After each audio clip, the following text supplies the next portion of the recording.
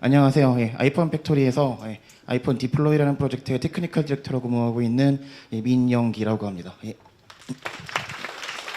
바쁘신 와중에 저희 회사의 행사에 참석해 주셔서 감사드리고요. 오늘은 죄송합니다. PT가 오늘은 파이썬과 AWS를 이용해서 게임 테스트 환경 구축하게 하는 주제로 이야기를 진행해 보도록 하겠습니다. 세션 제목에서 눈치를 채셨겠지만 주로 이제 클라우드에 관련된 얘기입니다. AWS니까요. 그런데 그러면 게임 테스트와 클라우드가 대체 무슨 관계인가? 그쪽부터 먼저 이야기를 진행하도록 하겠습니다. 보통 게임 테스트라고 하시면 아마 이런 광경을 생각하실 텐데요. 실제 유저가 혹은 테스터가 게임 클라이언트를 켜고 게임이 얼마나 재밌나, 버그는 없나 눈에 불을 켜고 찾는 거지요.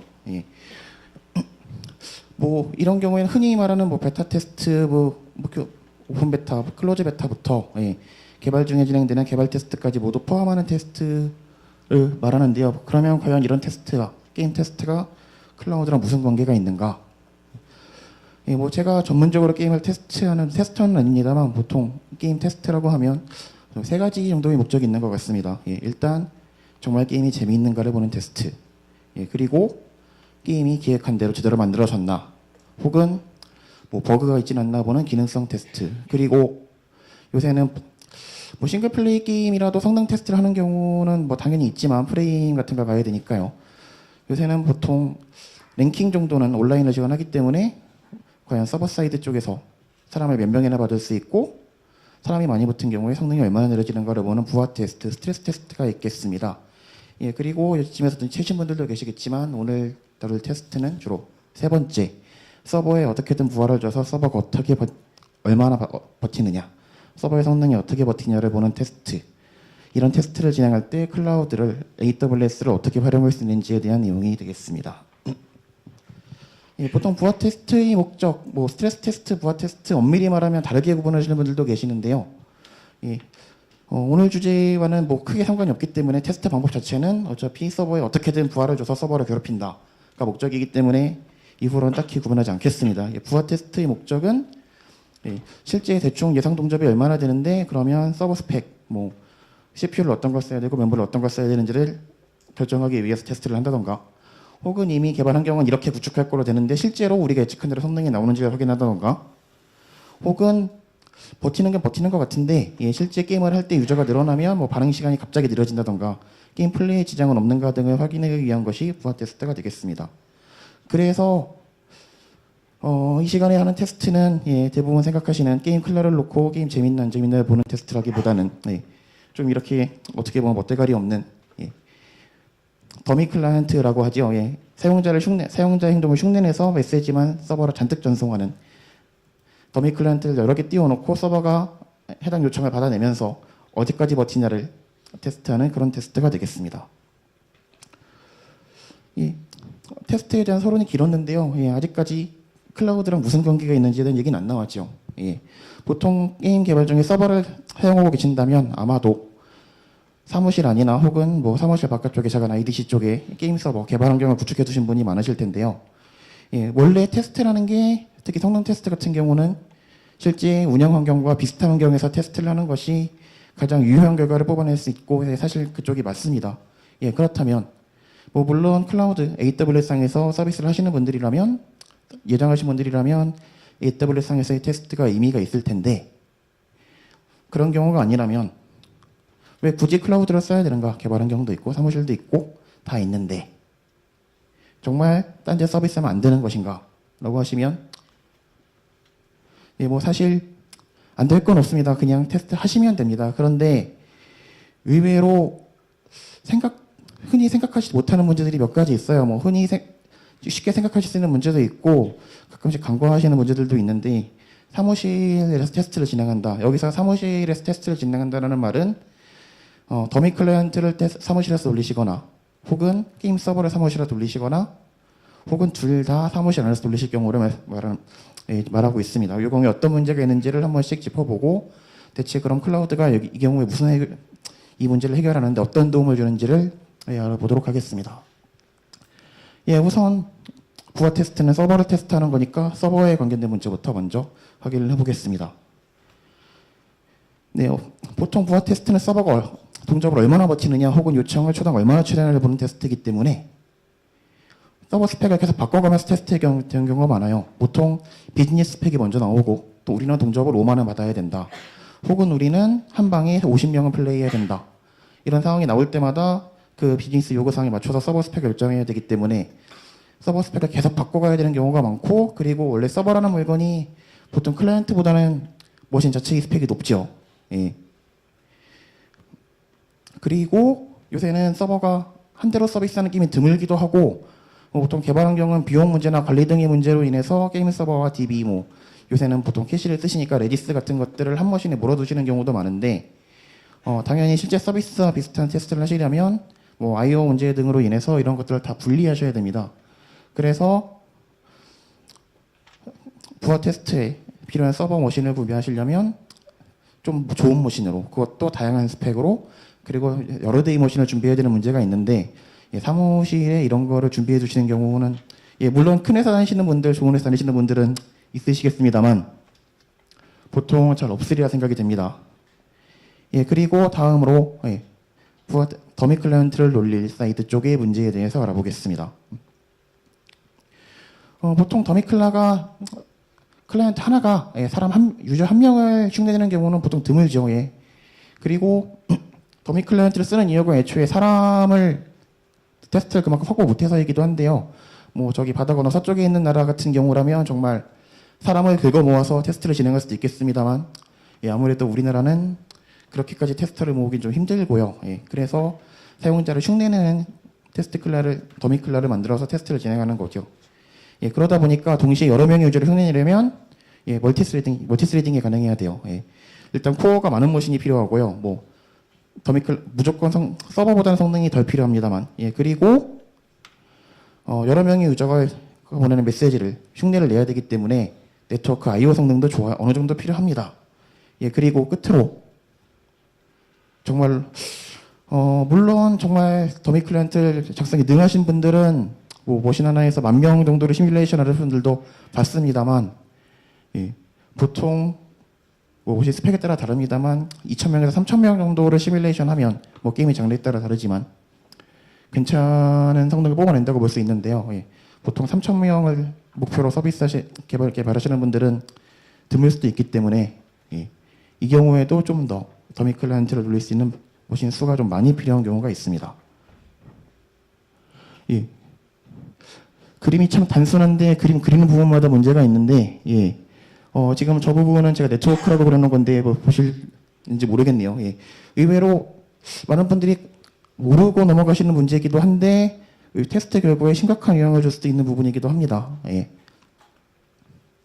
보통 조금 전에 말씀드린 대로 게임 서버나 더미 클라이언트나 혹은 양쪽 다가 사무실에 있을 경우에 테스트 결과에 영향을 주는 게 네트워크 자체의 성능인 경우가 많습니다. 둘 중에 하나만 사무실에 있는 경우에는 대표적으로 인터넷 회선이 좀 밴드위스가 떨어져서 테스트를 못해서 바틀리게 된다던가 하는 경우가 있고요. 둘 다 사무실에 있는 경우라도 보통 사무실에 몇천 명, 몇만 명이 근무하진 않잖아요. 보통 몇십 명 정도를 버틸 수 있는 라우터, 흔히 말하는 공유기 그런 쪽을 구비해 주시는 경우가 많은데, 보통 그런 공유기를 통해서 부하 테스트를 진행하시면 원하시는 만큼의 퍼포먼스를 못 얻으시는 경우가 많아요. 가끔 가다 그냥 연결이 이유 없이 끊어지게 한다던가, 아니면 서버는 CPU가 팽팽 남아 도는데 응답이 들어오는데 몇십 초가 걸린다던가 하는 문제가 있어서 테스트에 영향을 받으실 수도 있고요.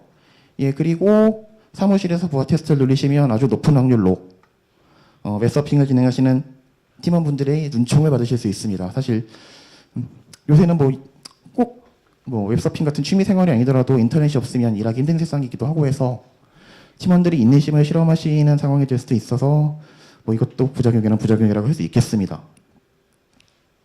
자, 그러면 정리하자면 부하 테스트를 위해선 일단 더미 클라이언트가 됐건 서버가 됐건 좋은 머신이 필요하고요. 그리고 좋은 머신이 아주 많이 필요합니다. 사실 개인적으로는 개발 과정에서 생기는 문제는 돈으로 해결할 수 있으면 돈으로 해결하는 게 가장 싸다라고 어느 분이 말씀하셨다는데 저는 그 말에 동감을 하는데요. 자, 그럼 이 경우에는 그냥 머신을 지르면 해결이 되는가? 예, 사실 지르면 당연히 해결이 됩니다만 지르시기 전에 제가 지르는 걸 부추기는 것 같으니 한 가지만 더 말씀을 드리자면, 예, 당연히 부하 테스트 기간이 얼마나 되는가를 고려를 하셔야 됩니다. 사실 부하 테스트라는 게 항상 돌아가면 좋지만, 예, 보통 부하 테스트 같은 경우는 게임 구조가 정말 크게 바뀌었다던가 아니면 뭐 베타 테스트 같은 걸 앞두고 있다던가 오픈 베타 그런 경우 이벤트적으로 하시는 경우가 많기 때문에 이 문제를 다시 한번 정리하자면, 예, 성능 좋은 비싼 장비가 많이 필요한데 가끔씩만 필요해요. 많이 항상 필요하진 않습니다. 이런 경우라면 사실 장비를 질러서 해결할 수 있는 문제도 아닐 거라고 봅니다. 예. 그래서 부하 테스트를 부하 테스트를 수행하실 때는 클라우드를 고려하시는 것도 도움이 될 거라고 저는 생각하고 있습니다. 애초에 클라우드 서비스, 특히 이아스의 모델이, 예, 필요할 때 필요한 리소스를 필요한 만큼 가져다 쓰고 쓴 만큼만 내라. 예, 바로 전에 이 전 페이지에서 정리한 부하 테스트 머신을 살 때 고민해야 되는 점의 문제를 거의 그대로 해결해주고 있지요. 예. 그래서 부하 테스트를 진행하실 때는 물론 서비스 환경과 좀 다를 수도 있습니다만 클라우드를 고려하시는 것이 도움이 될 수 있다고 말씀을 드리고 싶습니다. 예. 그러면 클라우드에 대한 얘기는 일단 종료가 됐고요. 예, 그 전에 잠시, 예, 제가 세션 제목대로, 예, 테스트 환경을 위한 데모를 준비해 왔는데 아무래도 인프라를 다루는 부분이다 보니까 조금 느려서 동작을 미리 구동시켜두도록 하겠습니다. 예. 예, 지금 보시면 아마존상 인스턴스가 몇 개 떠 있는데요. 예, 잠시만요. 예. 보시면 아시겠지만 다 종료돼 있어요. 예. 지금 이 환경에, 지금 이 ITS 환경에 게임 테스트 더미 클라이언트를 띄워서 실제 부하 테스트와 비슷한 환경을 구축하는 데모를 잠시 후에 보여드리도록 하겠습니다. 예. 잠시.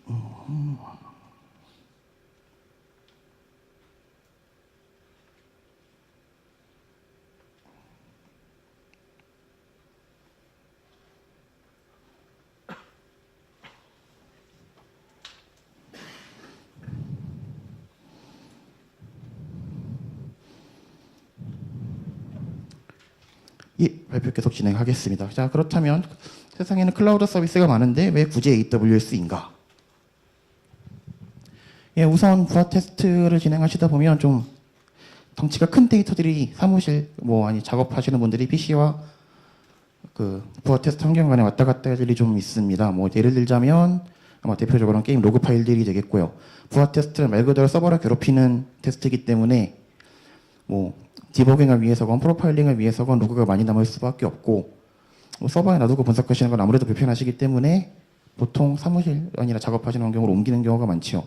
예, 그거 말고도 항상 동일한 환경에서 테스트를 진행하시기 위해서 데이터베이스에 들어있는 레코드스나 환경을 일치시키기 위해서 매번 백업을 하고 롤백을 하신다던가 하는 경우도 있고 이런 경우의 이미지도 사무실에서 나가는 경우가 많습니다. 예, 그래서 클라우드 서비스는 정말 많지만 가능하면 국내 혹은 좀 가까운 일본 쪽에라도 리전이 있는 클라우드 서비스를 선택하시는 것을 권해드리고 싶고요.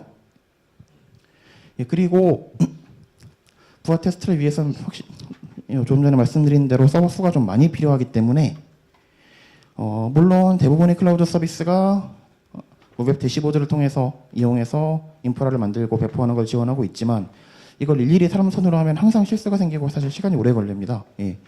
가능하면 자동화를 고려하시는 편이 좋은데요. 항상 돌리는 건 아니지만 코드로 인프라를 코드를 작성해서 인스턴스를 띄우고 DB를 띄우고 통신을 설정하는 이런 상황을 자동화해 두시면 테스트할 또 아무래도 자주 하실 수 있고 도움이 되는데 대부분의 클라우드 서비스는 REST API 정도만 지원을 해요. 예. 사실 REST API가 나쁜 건 아닙니다만 예. 이번에 AWS에서 EC2 인스턴스를 만들 때 사용하는 REST API를 보니까 인자가 25개더라고요. 예, 그리고 응답에 들어있는 JSON 필드가 대충 한 80개쯤 되던데 이거를 사실 손으로 파싱하는 건 정말 힘든 일이라 예. 어느 정도 언어 뭐 다양한 언어로 나오는 SDK가 지원되는 클라우드 서비스를 사용하시는 것을 권해드립니다. 예, 사실 이상의 두 조건이 만족하는 게 AWS가 대표적이기 때문에 지금 여기서 AWS 얘기를 하는 거기도 하지만, 예, 그리고 AWS가 제공하는 컴포넌트 중에 테스트에 도움될 만한 컴포넌트들이 몇 개 있기 때문이기도 합니다. 예. 예, 우선 아마존 RDS, 예,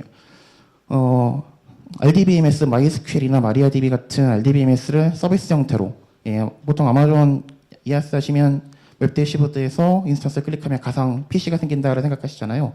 예, 이것도 비슷하게 웹 대시보드에서 클릭을 몇 번 하시면 DB가 뿅 하고 튀어나옵니다. 그래서 정말 설치가 빠르고, 예, 그리고 이거는 뭐 테스트 용도라기보다는 실제 운영을 위한 용도로 만들었기 때문에 뭐 백업, 일정 주기 백업 혹은 뭐 클러스터링, 스케일아웃 등의 기능을 다 지원하고 있습니다. 뭐 이 정도는 꽤 많은 클라우드 서비스에서 RDBMS 정도는 지원하고 있는 경우가 많은데요. 예. 아마존 쪽의 다른 장점을 생각하는 것 중에 하나는, 예, 메모리 DB를 지원한다는 거죠. 예, 요새 게임 서버 개발하시는 분들 아마 반응성 양상을 위해서 거의 캐시 정도는 쓰고 계실 텐데요. 예. 이쪽은 memcached 레기스라는 뭐 아마 가장 널리 쓰이고 있을 메모리 DB들을 조금 전에 RDS 설명드린 것처럼 몇 번의 클릭이나 몇 번의 API 호출로 바로 서비스를 만들어서 사용할 수 있도록, 예, 그런 기능을 제공하고 있습니다. 역시 이것도 서비스를 대상으로 만들었기 때문에 뭐 RDS랑 비슷하게 백업, 스냅샷 뜨기 혹은 스케일아웃, 클러스터링 등의 기능을 지원하고 있습니다. 사실 좀 제가 AWS 직원도 아니고 좀 약을 파는 기분인데, 예, 지금 말씀드린 기능이 분명히 운영에는 도움이 됩니다만 지금은 테스트 환경을 만드는 걸 다루는 세션이죠. 예, 정말 이게 테스트에 도움이 되느냐, 운영에는 도움이 되지만, 예, 개인적인 생각으로는, 예, 테스트에 도움이 됩니다. 예, 우선 처음 문제는 테스트 환경, 누누이 말씀드리지만 테스트 환경을 구축하시려면, 부하 테스트 환경을 구축하시려면 정말 여러 대의 머신을 관리하시고 여러 대의 솔루션을 설치하셔야 돼요. 예, 직접 개발하시는 서버만 관리하는 것도 힘드실 텐데 DB까지 설치하고 관리하시려면 정말 더 복잡한 문제가 되기 때문에 간단하게 DB가 딱 하고 튀어나오는 RDS는 충분히 메리트가 있다고 생각하고요. 예, 그리고 그것보다 중요하다고 생각하는 이유는, 예, 서비스를 위해서 만들었기 때문에, 예, 실제 운영을 위해서 만들었기 때문에 어느 정도의 모니터링 기능이 지원됩니다. 뭐 흔히 아마존 클라우드와치에서 제공하는 뭐 CPU 사용량, 메모리 사용량, 디스크 사용량부터 뭐 DB 운영에 필요한 슬로우 쿼리 로그 조회라던가 혹은 뭐 IOPS 조회라던가 등의 기능을 지원하고 있고요.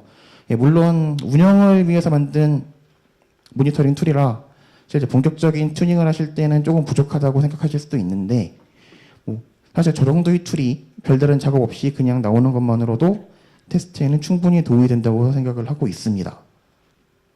예, 여기까지가 왜 굳이 아마존을 써야 되느냐에 대한 얘기였다면, 예, 자, 그러면 세션 제목에 나와 있는 대로 왜 파이썬을 써야 되느냐? 예, 취향입니다. 취향. 예, 아마존 AWS는, 예, 굉장히 다양한 언어의 SDK를 지원하고 있습니다. 자바스크립트, 고, C++, 예, 파이썬, 예, 몇 개가 더 있었나 모르겠네요. 예, 그런데 뭐 당연하다면 당연한 얘기겠지만 뭐 언어의 한계에 따른 차이는 있지만 기본적으로 뭐 API 종류라든가 호출하는 방법 그리고 제공 기능들이 거의 비슷해요. 예. 이거는 뭐 정말 언어에 관련된 문제이기 때문에 손에 익은 걸 쓰시는 게 낫다고 말씀드릴 수밖에 없고요. 개인적으로 파이썬을 쓰는 이유는 아무래도 인프라를 띄우면 변경이 작기 때문에 가능하면 변경이 좀 빨리빨리 될 수 있는 스크립팅 언어를 골랐다. 예, 그리고 뭐 조금 뒤에 데모에서 잠깐 말씀드리겠지만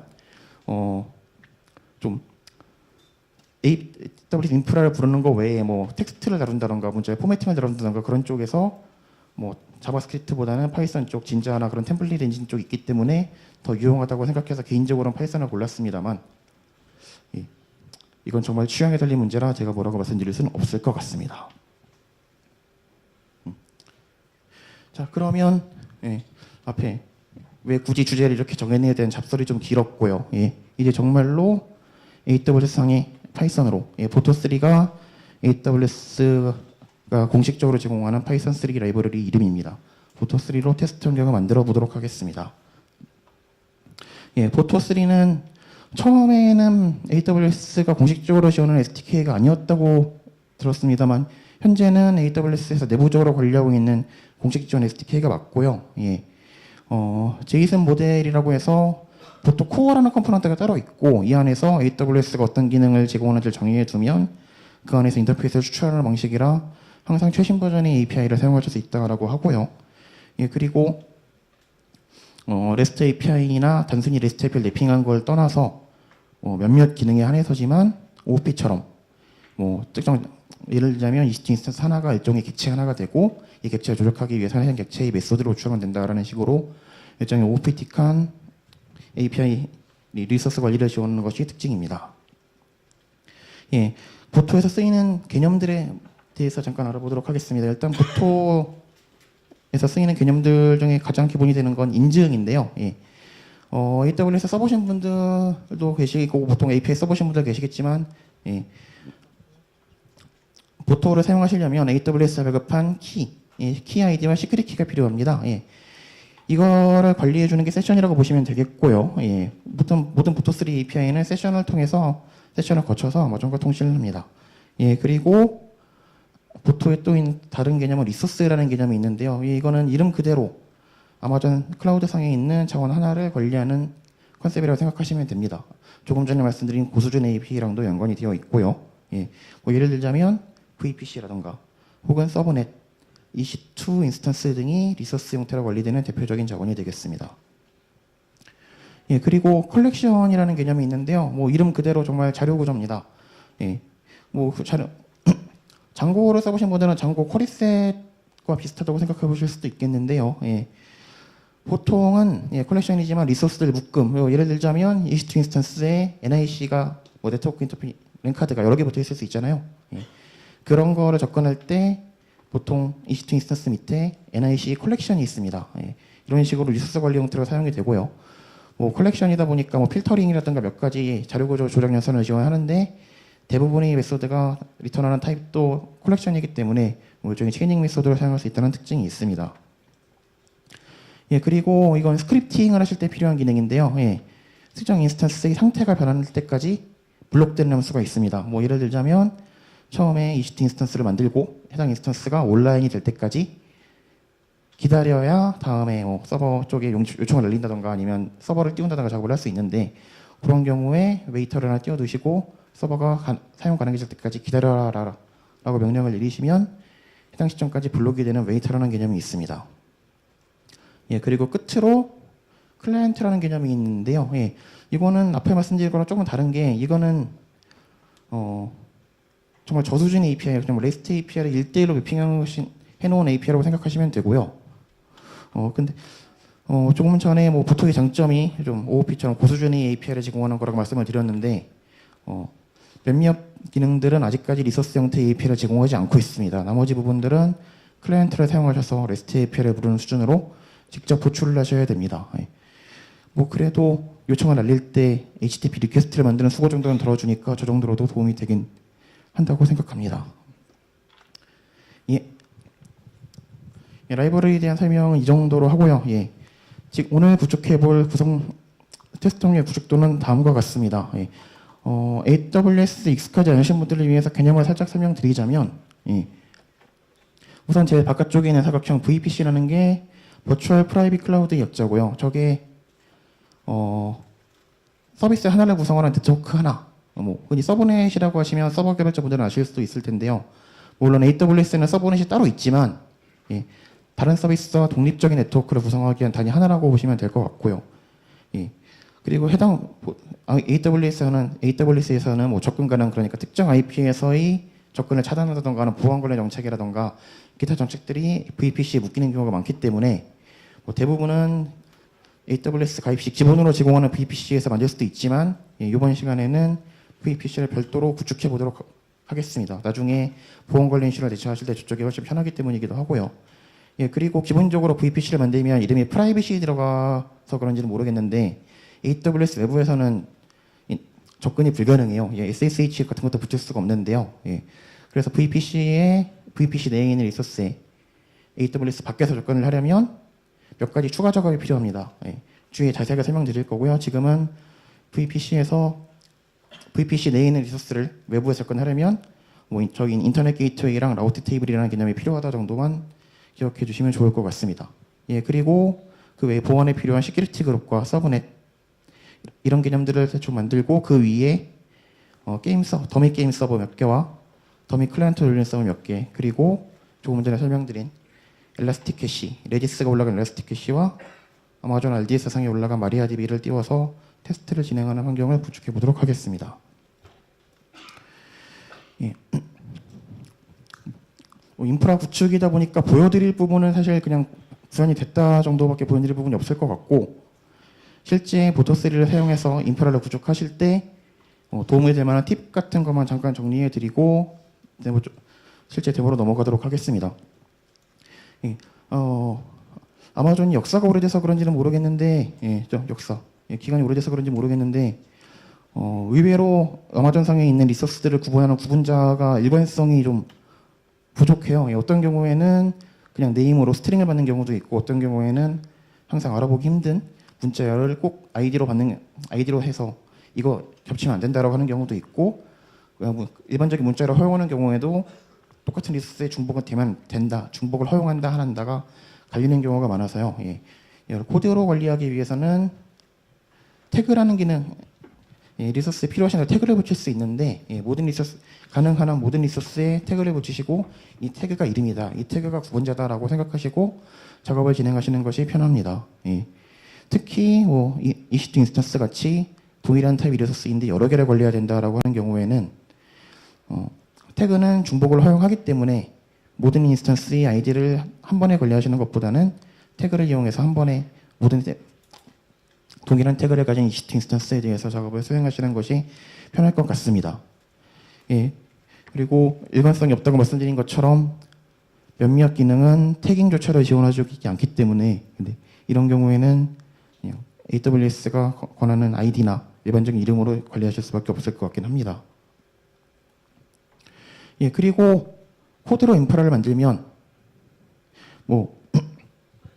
인프라가 뜬 다음에나야 해당 서버의 IP를 낼 수가 있잖아요. 예, 이런 경우 이렇게 되면 이제 클라우드 상에 더미 클라이언트와 더미 서버를 같이 띄우면 더미 서버랑 더미 클라이언트의 접속 정보 IP나 포트를 어떻게 할 수 있느냐, 포트는 정해져 있겠지만요. 예, 그런 경우에는 일단 AWS가 전공법이기도 한데 모든 머신에 AWS API를 깔고 조금 전에 말씀드린 태그 같은 걸로 긁어서 직접 알아내라, 모든 머신에서.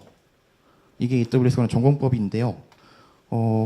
사실 제가 보기에 이 정도는 실제 서비스라면 모르겠는데 이 정도는 조금 너무 번거로운 것 같고요. 예, 약간의 자금을 지불하실 생각이 있으시다면 엘라스틱 IP, 엘라스틱 IP는 AWS 제공하는 고정 IP 서비스인데요. 이런 서비스를 활용하시거나 아니면 모든 리소스를 코드로 관리한다라고 말씀드렸기 때문에 보토를 사용하시면 해당 리소스 생성이 완료되면 종료 포인트를 프로그램적으로 알아내실 수가 있어요. 그냥 이렇게 알아내신 접속 정보를 설정 파일로 만들어서 배포하시는 것 정도가 방법이 될 수 있겠습니다. 예, 그리고 끝으로 아까 VPC 쪽이 보안에 관련된 기능이 따로 만들고 좀 상당히 복잡하다라고 말씀을 드렸는데요. 그쪽에 대한 설명만 간단하게 하고 실제 돌아가는 데모를 보시겠습니다. 기본적으로 보안 정책과 관련된 부분이기 때문에 아무리 테스트라도 외부인이 들어와서 게임이 어떻게 돌아가는지 볼 수가 있기 때문에 어느 정도는 보안을 고려하시는 것이 필요하기 때문에 VPC는 따로 만드시는 것을 권장드리고요. 이전에 말씀드린 대로 기본적으로 AWS 밖에서는 연결을 하실 수 없습니다. 하지만 저렇게 되면 사용을 할 수가 없겠죠. 당장 파일을 올릴 수도 없으니까요. 그리고 VPC가 굉장히 여러 가지 기능이 붙어 있다 보니까 서버내 보안 정책, 그 다음에 백업을 위해서는 어빌리티 존 같은 여러 개의 기능이 붙어 있기 때문에 자동으로 관리가 가능하긴 한데 관리가 좀 어렵습니다. 예를 들자면 VPC 내에 있는 머신을 접근하기 위해서는 다음과 같은 작업이 필요한데요. 인터넷 게이트웨이라는 것은 AWS에서 제공하는 퍼블릭 인터넷과 AWS 내부를 연결해주는 게이트웨이 서비스입니다. 일단 인터넷 게이트웨이를 생성하셔서 VPC 연동을 하시는 작업이 필요하고, 인터넷 게이트웨이가 붙었으면 인터넷 게이트웨이 안에 특정 IP 대역으로 오는 패킷들은 어디로 보내라라는 라우팅 테이블이 같이 존재하고 있는데요. 이 라우팅 테이블을 외부에서 들어오는 트래픽은 인터넷 게이트웨이로 보내라 라는 추가 설정이 필요하고요. 예, 그리고 AWS가 기본으로 제공하는 시큐리티 그룹은 예, 뭐 SSH만 열려있다던가 혹은 외부에서 들어오는 트래픽을 모두 막는다던가 하기 때문에 이런 경우에 필요하신 포트만 선별해서 열어두시는 작업이 필요합니다. 예, 지금쯤이면 구동이 끝났을 거라 생각하는데요. 잠시만. 예. 사실 오늘 아침에도 데모의 법칙이 적용을 해서 어제까지 시연할 때는 5분 만에 제각 생성되던 인스턴스들이 예. 오늘 점심부터 생성하는데 1시간 40분씩 걸린다던가 라는 문제가 있어서 지금 시연이 잘 됐나 모르겠네요. 잠시만.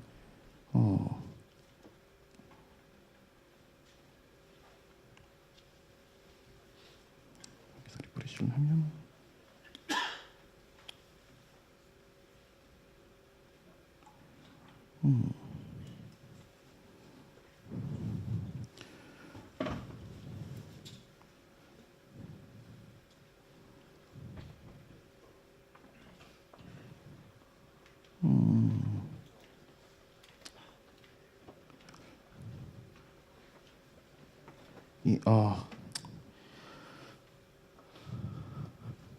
예, 다행히 작업이 진행되긴 됐는데 예, 보시다시피 아직까지 이니셜레이징이군요. 오늘 나름 AWS를 열심히 광고해 준 것 같은데 이렇게 저를 배신하는군요, AWS가. 예, 그러면 시간 관계상 실제 돌아가는 데모를 보여드리긴 어려울 것 같고 예, 지금 저렇게 작성한 코드를 보는 정도 선에서 오늘 세션을 마치도록 하겠습니다. 예, 미리 준비하지 못해서 죄송하고요. 예, 다음부터는 아마존에 연락이라도 해서 어떻게든 보여드릴 수 있도록 하겠습니다.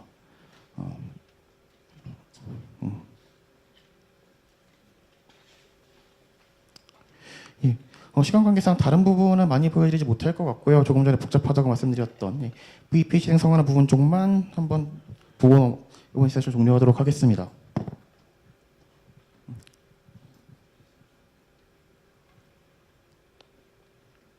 예, 이게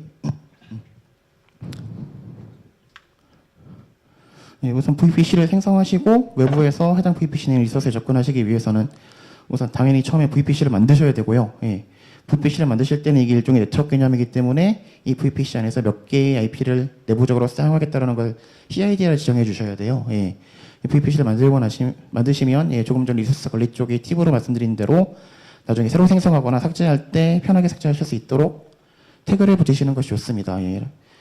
VPC는 리소스에 크리에이트 태그라는 메소드를 활용해서 태그를 붙이는 거고요. 예. 그리고 그 다음에는 예, 보통 EC2 인스턴스를 생성해 보신 분들은 아실 수 있는 문제일 것 같은데 그냥 생성하면 일단 IP는 항상 묻고요. 퍼블릭 IP는 항상 묻지만 그 URL 틱한 아마존 DNS 네임이 붙는 거는 따로 설정을 해주셔야 돼요. 이렇게 옵션을 따로 주셔야지만 해당 VPC 안에 생성되는 EC2 인스턴스들의 URL 네임이 붙게 되고요. 예, 그리고 조금 전에 말씀드린 인터넷 게이트웨이를 같이 생성해 주셔야 합니다. 인터넷 게이트웨이 생성은 단순한 API라 설명을 생략드리도록 하겠고요. 예, 태그를 붙인다는 거 정도만 봐주시면 될 것 같습니다. 예, 그리고 인터넷 게이트웨이가 붙었으면 예, 라우팅 테이블 룰을 만드셔서 예, 외부에서 들어온 트래픽은 모두 인터넷 게이트를 통해서 VPC로 넘어가게 설정을 해 주셔야 됩니다. 이 과정을 거쳐셔야 VPC 내부에 있는 리소스에 외부로부터 접근을 하실 수 있습니다.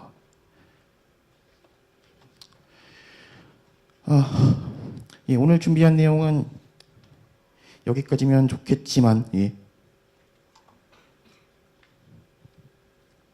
몇 가지가 더 있습니다. 예, 지금 의심하시는 분들도 계실 텐데 정말로 파이썬으로 리소스를 띄울 수 있고요. 예, 데모를 못 보여드려서 아쉬운데 예. 근데 지금 제가 만든 데모 버전을 써보실 분들을 위해서 몇 가지만 더 말씀을 드리자면 예, 나중에 데모에도 같이 포함시켜 놓겠습니다만 일단 부원을 위해서 VPC를 만들었습니다만 데모 버전이기 때문에 모든 포트와 모든 AP가 열려 있어요. 이쪽을 고려하셔서 중요한 서비스는 알려주시는 편이 좋을 것 같고요. 예, 그리고 아무래도 아마존 유료 서비스이기 때문에 얘가 대용량 디스크를 붙여보는다거나 하는 용기는 없어서 그런 쪽은 디스크가 좀 작은 머신들이 붙어 있는 예제가 많기 때문에 실제 사용해 보실 거면 그쪽도 고려를 해주시면 좋을 것 같습니다. 예, 그리고 끝으로 예, 돌려보실 분들은 아마 좀 비용 정책이 좀 개인적으로 이상하다고 생각하는데 시간 단위로 절삭을 하면서 올림을 해요. 예, 그래서 무슨 말이 있으면 1시간 1분을 썼다 그러면 2시간치 요금이 청구됩니다. 예.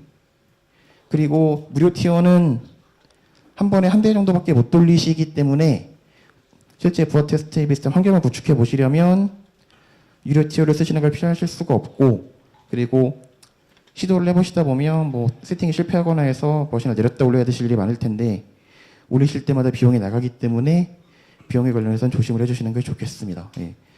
제가 데모 작업을 나흘 했는데 나흘 동안 95,000원 정도가 깨졌는데요. 예. 다른 분들은 제 소스를 보시고 저보다는 시행착오를 좀 적게 하셨으면 좋겠습니다. 예. 준비한 내용은 정말로 여기까지고요. 혹시 질문 있으신 분 계신가요? 네, 시간 관계상 질문은 두 분만 받도록 하겠습니다. 네, 이번에도 역시 구글 기프트 카드 2장이 나갈 예정입니다. 많은 질문 부탁드립니다. 저번 마이크 좀. 예. 이거 전달 좀 부탁드립니다.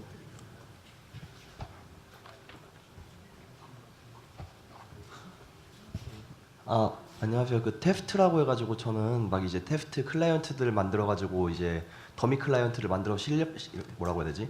더미 클라이언트로 실제 트래픽을 테스트하거나 그런 걸 이렇게 생각하고 봤는데 어떻게 보면 그 보토를 이용해가지고 보는 걸 리소스 모니터링 정도가 제가 알기로는 그 정도가 끝이라고 알고 있어가지고 그러면 이제 테스트보다는 말 그대로 서버 쪽이라고 해야 되나?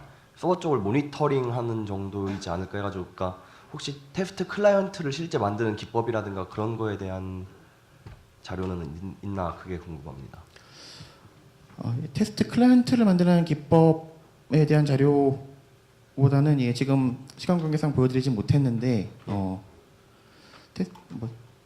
강의 세션 내용 중에 있던 대로 테스트 클라이언트를 사무실에서 돌리게 되면 예, 아무래도 좀 여러 가지 문제가 있을 수 있기 때문에 예, 그런 쪽을 테스트 클라이언트를 어떻게 클라우드 내부로 옮겨서 돌릴 것인가, 그런 걸 고려했을 때는 테스트 클라이언트를 만들 때 어떤 점을 고려하면 되는가 정도에 대한 내용은 있었는데 예, 지금 시간 관계상 보여드리지 못했고요. 예, 나중에 강의 자료 쪽에서 다시 정리해서 한번 보강해서 공유하도록 하겠습니다. 네, 알겠습니다. 한 분만 더 질문 받도록 하겠습니다.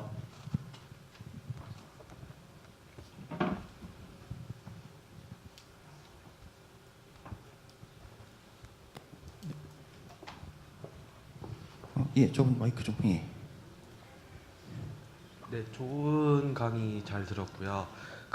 지금 클라우드를 이용해서 부하 테스트를 말씀하시는 건데 지금 보통 게임들을 보면은 지금 제가 볼 때 자주 일으키는 문제가 서버 핑이 자주 터지는 문제가 많이 있거든요. 그런 것도 같이 모니터링이 돼서 볼 수 있는 건지. 예, 서버 핑이 서핑이라고 하시면 아마 클라이언트에서 서버로 요청을 보낸 뒤에 응답을 받을 때까지 네. 시간을 예, 말씀하시는 것 지연 같은데. 시간이 길어지는.